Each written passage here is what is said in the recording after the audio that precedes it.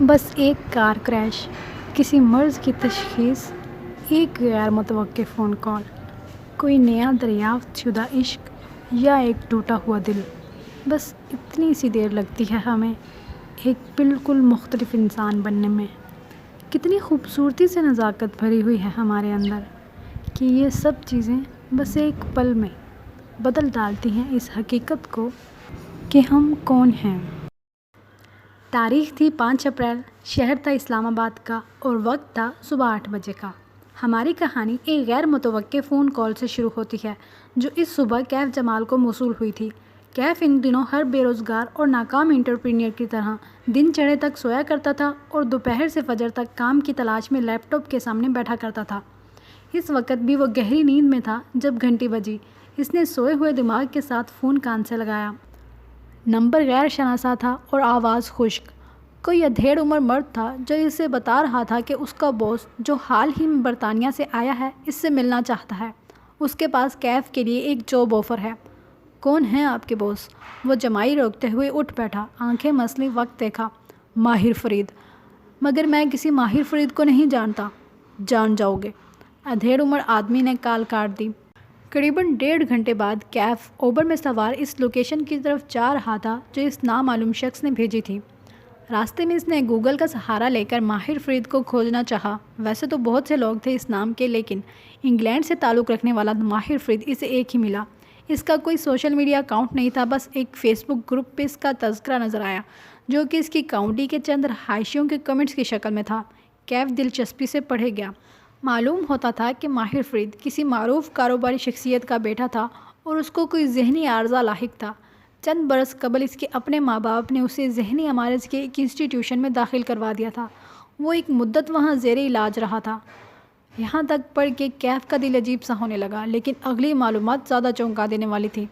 کسی نے گوسپ کے انداز میں لکھا تھا کہ جن دنوں ماہر زیر علاج تھا، اس کے ماں باپ نے ماہر کو اپنی جائیداد سے بے دخل کرنے کا اعلان کر دیا تھا اور وہ سب کچھ اپنی بیٹی کے نام چھوڑنا چاہتے تھے۔ ابھی وصیت کو قانونی شکل نہیں دی گئی تھی جب ایک کار کریش میں اس کے والد کا انتقال ہو گیا۔ ان کی وفات کے بعد ماہر کی ماں اور بہن ملک چھوڑ کے چلے گئے اور نہ جانے کیسے، لیکن ماہر فرید کے ڈاکٹرز نے اسے کلیئر قرار دے کر ڈسچارج کر دیا۔ یوں وہ واپس اپنے گھر آ گیا اور یقیناً اب وہ اپنے ماں باپ کے تمام اثاثوں کا مالک تھا۔ یہ خبر 2 برس پرانی تھی۔ کیف نے مزید سرچ کرنا چاہا، لیکن اس کے علاوہ انٹرنیٹ پہ اس شخص کا کوئی نام و نشان نہ تھا۔ ہوٹل آ چکا تھا، یہی ملاقات طے کی گئی تھی۔ ایک لمحے کے لیے کیف جمال کا دل چاہا کہ وہ واپس پلٹ جائے، لیکن کیا معلوم یہ کوئی اور ماہر فرید ہو۔ ایک دفعہ ملنے میں کیا حرج ہے۔ چند منٹ بعد وہ لفٹ میں سوار تھا جو اسے 4تھے فلور کی طرف لے کر جا رہی تھی۔ شاید مجھے بہتر حلیے میں آنا چاہیے تھا۔ لفٹ کے قد آور آئینے میں اپنے عکس کو دیکھتے ہوئے اس نے سوچا۔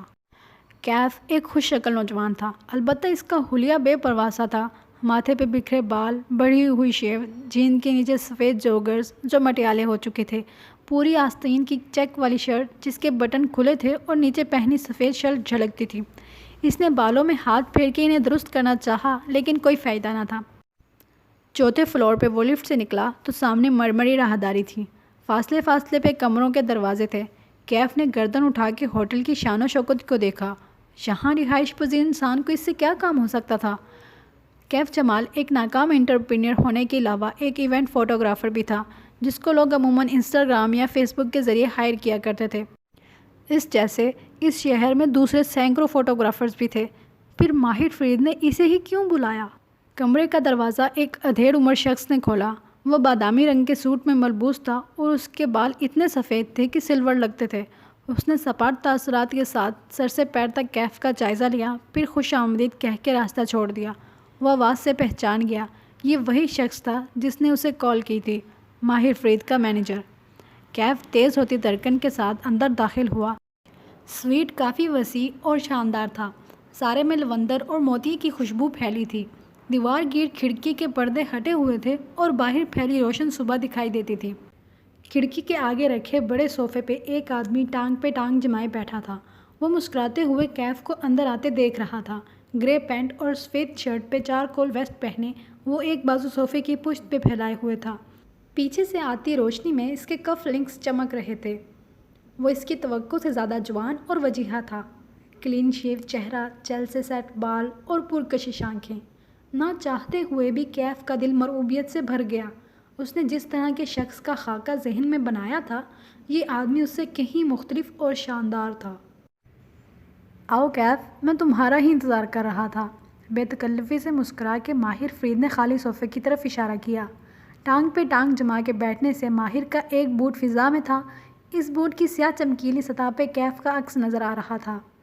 آپ یقیناً ماہر فرید ہیں، وہ سنجیدگی سے کہتے ہوئے بیٹھا۔ دونوں کے درمیان شیشے کی میز تھی جس پہ لیدر کور والی بھوری ڈائری رکھی تھی۔ کچھ تھا اس کمرے کی فضا میں جو اعصاب پہ سوار ہوتا تھا۔ لیونڈر اور موتی کی خوشبو اب محسوس نہیں ہو رہی تھی۔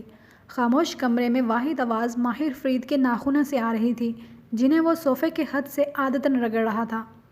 کیف نے فیصلہ کر لیا تھا کہ وہ اس شخص کے امارات اور وجاہت کے روب میں نہیں آئے گا۔ کھنکھار کے پوچھا، آپ مجھ سے کس سلسلے میں ملنا چاہتے تھے؟ تمہیں کیا لگتا ہے میں تم سے کیوں ملنا چاہتا تھا؟ وہ اس کی آنکھوں میں جھانک کے پوچھنے لگا۔ میں ایک فوٹوگرافر ہوں اور لوگ مجھے فوٹوگرافری کے لیے ہی بلاتے ہیں، اس نے سادگی سے جواب دیا۔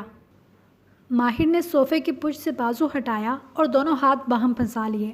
نظریں ہنوز اس کی آنکھوں پہ جمی تھی۔ صرف فوٹوگرافر؟ اس نے دائیں سے بائیں گردن ہلائی۔ تم ایک انٹرپرینیور بھی ہو، ناکام انٹرپرینیور۔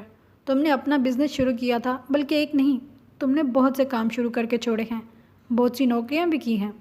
کیف نے چونک کے اسے دیکھا، پھر مینیجر کو۔ یہ بات غیر متوقع تھی، اس کے آبرو اکٹھے ہوئے۔ آپ میرے بارے میں اتنا کچھ کیسے جانتے ہیں؟ زیادہ نہیں جانتا۔ ماہر پیچھے کو ہوا اور کندھے بے پرواہی سے اچکائے۔ ناخن پھر سے صوفے کی حد سے رگڑنے لگا۔ بس اتنا معلوم ہے کہ تمہارا آخری کاروبار نہ صرف ناکام ہوا ہے بلکہ اس نے تمہیں بہت سے قرضوں میں ڈبو دیا ہے۔ اب حال یہ ہے تمہارا کیف کہ جن لوگوں کے پیسے تم نے ڈبوئے تھے وہ تمہاری جان کو آئے ہوئے ہیں۔ ان میں سے ایک تمہاری بہن کا شوہر بھی ہے۔ تمہاری فیملی لائف اس بات سے کتنی متاثر ہو رہی ہوگی میں سمجھ سکتا ہوں۔ کیف کے ماتھے پہ شکن پڑی، جسم کے سارے اعصاب تن سے گئے۔ آپ لوگ مجھ سے کیا چاہتے ہیں؟ اس نے باری باری دونوں کو دیکھا۔ میں تمہاری مدد کرنا چاہتا ہوں۔ ماہر فرید اس کی آنکھوں میں جھانک کے مسکرایا۔ اسے انٹرنیٹ پہ پڑھی باتیں یاد آئیں۔ کیا یہ کسی سائیکوپیتھ کی آنکھیں تھیں؟ کیسے؟ وہ پوچھنا چاہتا تھا کیوں، لیکن منہ سے کیسے پھسل گیا۔ کیا وہ مدد کے لیے اتنا بے تاب تھا؟ میرے پاس تمہارے لیے ایک جاب ہے۔ کیف کے اندر کسی نے سرگوشی کی۔ ابھی بھی وقت ہے، یہاں سے بھاگ جاؤ کیف، ورنہ تم کسی مصیبت میں پھنس جاؤ گے۔ لیکن وہ نہیں بھاگ سکا۔ مجبوریوں نے اس کے قدم زنجیر کر رکھے تھے۔ اسے اس پراسرار شخص کی آفر سننی تھی۔ اگر تم چند ماہ تک میرے لیے کام کرو تو میں تمہارے سارے قرضے بھی اتار دوں گا، اور اگر تم دوبارہ کاروبار کرنا چاہو تو اس کو سیٹ کرنے میں میں تمہاری مدد بھی کروں گا۔ یہ میرے لیے کچھ مشکل نہیں ہے، اتنا تو تم میرے بارے میں جان چکے ہوگے۔ اس کے لہجے کی ہمدردی بھی کیف کو مصنوعی لگی۔ کچھ ناقابل اعتبار سا تھا اس شخص کے بارے میں۔ مجھے کیا کرنا ہوگا؟ ماہر فرید کے چہرے پہ بھرپور مسکراہٹ آ گئی۔ اس نے ایک گہری سانس باہر کو خارج کی۔ بالآخر اس نے میز پہ رکھی بھورے لیدر کور کی ڈائری اٹھائی، 2 انگلیوں سے ڈائری کے اندر سے ایک تصویر نکالی اور سامنے رکھی۔ کیف نے نظریں جھکا کے دیکھا، وہ ایک لڑکی کی تصویر تھی، چہرے کا کلوز اپ۔ وہ مسکرا رہی تھی، اس کی آنکھیں سبز تھی اور بھورے بال ڈھیلے جوڑے میں بندھے تھے۔ وہ ایک بے داغ شفاف سا چہرہ تھا۔ ایسے چہرے انسان ہر روز نہیں دیکھتا۔